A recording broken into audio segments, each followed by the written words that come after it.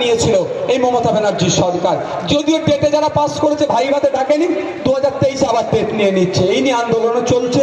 এই কথা আমি বিধানসভাতেও বলেছিলাম। কিন্তু 2022 সালে যখন টেট পরীক্ষা হচ্ছিল, হয়তো আপনারা ভুলে গিয়েছেন, আমি কিন্তু ভুলিনি সেই দিনের কথা, যখন আমার হিন্দু সমাজের মা বোনেরা পরীক্ষা কেন্দ্রে গিয়েছিল।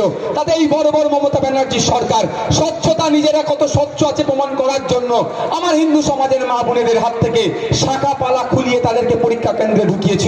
তখন কোন শান্তনু বাবুর কোনো আওয়াজ শুনিনি, কোন শান্তনু বাবুকে তখন শুভেন্দু বাবুকে প্রতিবাদ করতে শুনিনি।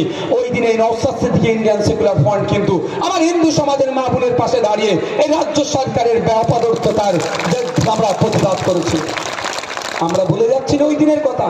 হিজাব পরে মাধ্যমিক পরীক্ষা দিতে গিয়েছিল, তার হিজাব খোলানোর চেষ্টা করেছিল, তারও প্রতিবাদ করেছি। সমস্যা এখানে, যখন আমার সরস্বতী মায়ের কোনো সমস্যা হচ্ছে, সরস্বতী মায়ের হয়ে দুটো কথা বললে মুসলমানদের দল, আর এখানে ফতেমা মায়ের কথা বললে আমি দালাল, যাব কোথায়? আজকে বলে এসেছি এক জায়গায়, থানার এসডিপিওকে বলে এসেছি যে দালালকে দালাল বলবো না তো কি বলবো। কিন্তু আমাকে দালাল কার বলছে? বিজেপি তৃণমূলের। আমাকে যদি বলতো বঞ্চিত মানুষের দালাল, আমি বলবো 100 বার বলো। আমাকে যদি বলে নমশূদ্র, মতুয়া, মুসলিম, আদিবাসী, পিছড়ে বর্গের মানুষের নওশাদ দালাল, আমি বলবো আমাকে 100 বার বলো, আমাকে শুনতে ভালো লাগবে। আমি দালাল বঞ্চিত মানুষের দালাল।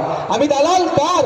ঠাকুর হরিচাঁদ গুরুচাঁদ ঠাকুরের ভক্তদের, তাদের সাথে অন্যায় হচ্ছে তাদের হয়ে কথা বলবো। দালাল বলবো আমি 100 বার দালাল।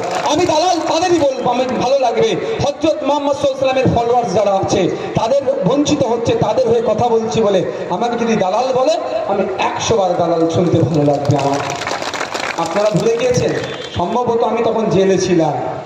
ঠাকুর হরিচাঁদ গুরুচাঁদ ঠাকুরদের নাম নিয়ে মমতা ব্যানার্জি খিল্লি করেছিল, মনে আছে আপনাদের নাকি? না নাই? সময় এসেছে, জবাব দিতে হবে।